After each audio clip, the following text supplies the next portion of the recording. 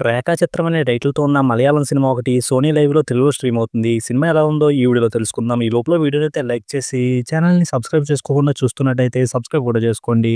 ఈ సినిమా అంతా చూసిన తర్వాత నాకైతే నచ్చింది.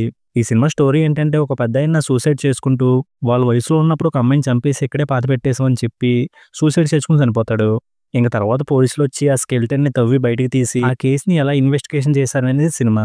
ఈ సినిమాలో పెద్ద పెద్ద ట్విస్టులు గాని, టర్నులు గాని ఉండవు. కానీ ఇన్వెస్టిగేషన్ మాత్రం ఒక ఫ్లోలో చాలా నీట్‌గా ముందుకెళ్తది.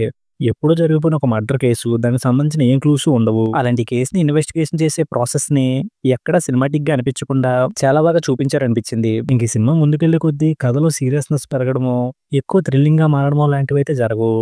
కానీ ఓ క్లూ తర్వాత ఓ క్లూని పట్టుకుంటూ సినిమాని చాలా బాగా ముందుకు తీసుకెళ్లారనైతే అనిపిస్తుంది. ఇంక సినిమాలో క్లైమాక్స్ కూడా బాగా అనిపించింది. ఇంక సినిమాలో మెయిన్ లీడ్‌గా చేసిన అందరి పర్ఫార్మెన్స్ బావుంది. అలాగే సినిమాలో బ్యాక్‌గ్రౌండ్ స్కోర్ కూడా బాగా అనిపించింది. ఫైనల్‌గా ఈ సినిమాలో ఎప్పుడో జరిగిపోయిన ఒక కేస్‌కి సంబంధించిన ఇన్వెస్టిగేషన్‌ని రియాలిటీకి దగ్గరగా పాయింట్ టు పాయింట్ చాలా బాగా చూపించారు. అలాంటి ఇన్వెస్టిగేషన్‌తో ఉన్న సినిమాని చూస్తున్నామనేసి గనక ఈ సినిమాని చూస్తే ఈ సినిమా బావుంటుంది. అలాగే ఈ సినిమాలో ఎలాంటి అడల్ట్ కంటెంట్ లేదు కాబట్టి ఈ సినిమాని ఫ్యామిలీతో కూడా చూడొచ్చు. ఇక ఈ సినిమాకి నేను ఇస్తున్న రేటింగ్ అయితే 3/5. ఇక వీడియోలోకి వచ్చేసే ముందు వీడియోని లైక్ చేసి ఛానెల్‌ని సబ్స్క్రైబ్ చేసుకోకుండా చూస్తున్నట్టయితే సబ్స్క్రైబ్ కూడా చేసుకోండి.